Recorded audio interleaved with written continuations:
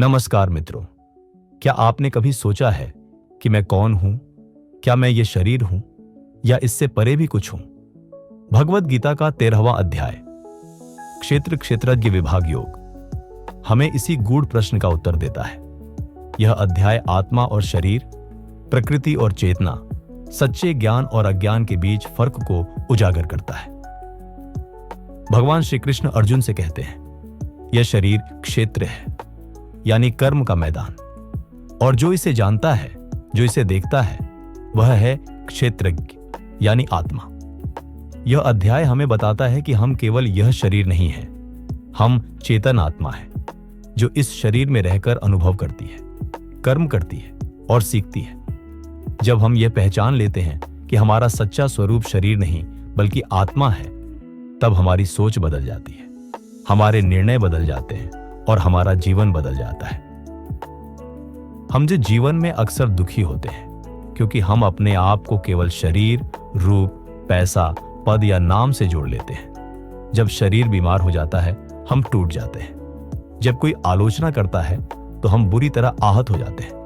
पर जब हमें पता चलता है कि मैं शरीर नहीं, आत्मा हूं, तब आलोचना, हानि, बीमारी सबको एक अलग दृष्टिकोण से देख पाते हैं।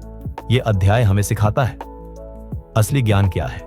नम्रता, अहिंसा, क्षमा, साधु संग और आत्मचिंतन। असली अज्ञान क्या है? केवल शरीर को ही सब कुछ मानना। यह ज्ञान हमें शांति देता है, अहंकार से दूर करता है और भीतर से मजबूत बनाता है। तो रोजमर्रा की जिंदगी में यह अध्याय हमें क्या सिखाता है?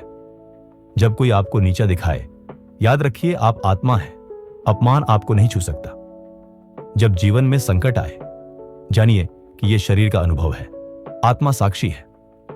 जब मोह, लालच या अहंकार बढ़े, खुद को याद दिलाइए कि ये सब प्रकृति के गुण हैं, आप उनसे परे हैं। जब मन भटके तो आत्मा की पहचान से उसे शांत कीजिए। यह अध्याय हमें आत्मज्ञान का रास्ता दिखाता है, जिससे हम अपने जीवन के हर संकट में स्थिर रह सकते हैं। गीता का 13वां अध्याय कहता है, अपने सच्चे स्वरूप को जानो, शरीर नहीं आत्मा बनकर जियो। क्योंकि जब हम खुद को जान लेते हैं, तब सारा जीवन अपने आप सरल हो जाता है। धन्यवाद। अगर आपको यह ज्ञान उपयोगी लगा हो तो इस वीडियो को साझा करें और अपने जीवन में गीता को उतारने का संकल्प लें। जय श्री कृष्ण।